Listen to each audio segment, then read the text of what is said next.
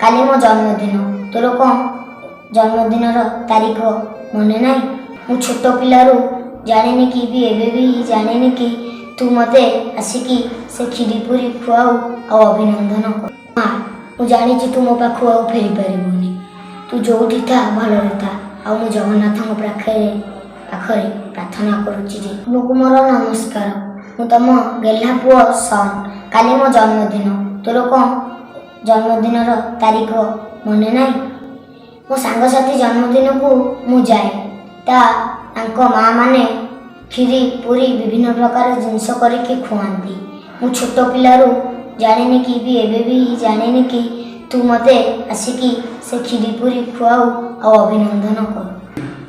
ମା, ତୋର ସେମିତି ଆଶୀର୍ବାଦ ମୋ ଉପରେ ଥାଉ। ମା, ମୁଁ ଜାଣିଛି ତୁ ମୋ ପାଖକୁ ଆଉ ଫେରି ପାରିବୁନି।